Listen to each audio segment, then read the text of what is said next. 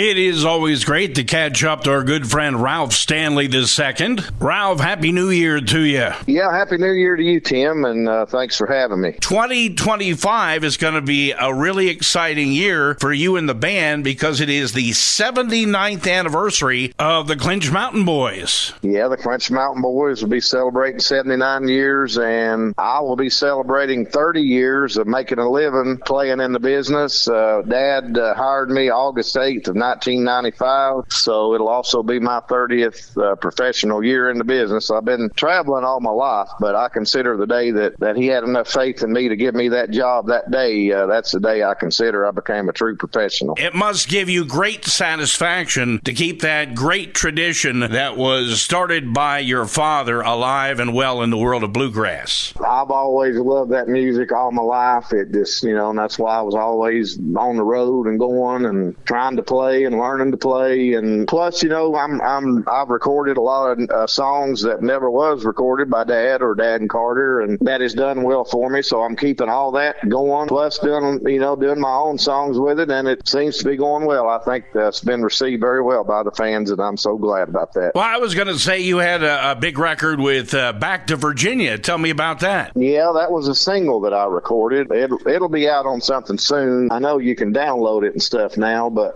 I cut a few singles for RBR Records, which was real good songs, and it wasn't Clinch Mountain style of music. It was more something just a little, I don't know, I like to do stuff like that too, but stay true to the show. But then a lot of times we'll carry that song over with the band and turn it into a Clinch Mountain sounding thing then. But Back to Virginia was a great song written by Billy Droz, and it went number one for me, and I think I've had 10 of them now in my career, so I'm real proud of that too. And then we will have a new Ralph Stanley II and the Clinch Mountain Boys coming out. Hopefully release it on Memorial Day weekend at my dad's 54th annual Dr. Ralph Stanley Memorial Bluegrass Festival there at the Stanley Brothers' old home place. Well, it's great that you all have been able to keep that festival going as well, because that's certainly become a destination too for bluegrass fans. Yes, sir. And that's something that I was running while Dad was still living. He asked me one day if I wanted to run it and if I wanted it, and I told him, well, I didn't know because I didn't, and I said, you're doing a good job. Why don't you just keep it going? And he said, I can't do it anymore, and if you don't want it, I'm going to have to close it down. And then I remember telling him, I said, well, Dad, since you put it that way, I'll do my best. So I've been running it now for coming up on 13 years that I've been running it out of the 54. Tell me about the band and the guys you have working with you these days. Well, I have Stanley Efall on the fiddle, and he plays some mandolin too during the show. I've got Alex Leach playing guitar, singing a lot of harmony and solos, and doing some lead guitar. Of course, I got myself playing some lead guitar and rhythm guitar and singing a lot of the lead and baritone and stuff in the show. And then we got a young boy on the banjo. He's 18 years old, Curtis Coleman. He's one of the best additions I've had to my band in a long time. He is full of fire and just a great kid, and he loves the music. Dad and Carter's, and he's always loved mine too growing up. And then we got Randall Hibbets on the bass and driving her bus. Excellent. Well, we want to encourage our listeners to come out because you guys are going to be playing for the Seven Mountain Bluegrass Association just a couple of weeks away. It's going to be on Saturday, the 11th of January. Yes, yeah, Tim, we're looking forward to it. I played it one time before. It was a couple of years ago, and we had a good crowd that night. I met a lot of new fans there that night, and a lot of them seemed to enjoy what we did. So hopefully they'll plan to come back, and hopefully a lot of new folks that didn't get to come last time I was there will plan to come and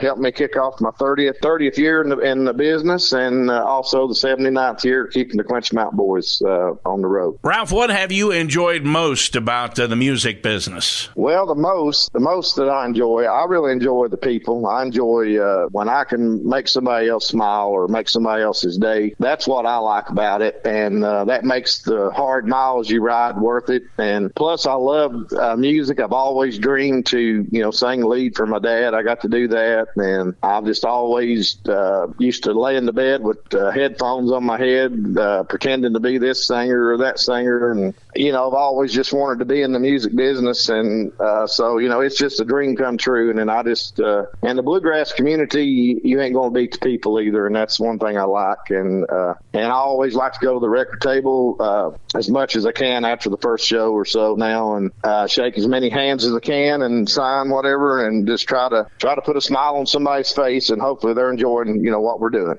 Well, and, I'm glad you mentioned that, because I think that is one thing that really stands out about the artists in the bluegrass community is the fact that you all take the time to talk with the fans. And you know what? That means a lot to people, whether it's at a bluegrass festival or at a venue like Seven Mountains. The ability that the people have to come and talk to you and, sign a CD, get your picture taken, it really is a great thing. And I know people really do appreciate that. Well, I'm glad to do it. If you don't have the fans to support you, you ain't got nothing. And that's something I've always known, and that's something my dad always knew. And, Dad was always one that he would always, if he's not at the table, he's not feeling very well or something. That's the same with me. So how's your tour schedule shaping up for the new year? You got a lot of dates on the books? We do. We've got a pretty busy January, and we're going to be on the Grand Ole Opry the following weekend. So I'm really looking forward to that. I've co-headlined it with Dad one time, and I've played it singing lead for Dad 200 or 300 or 400 times,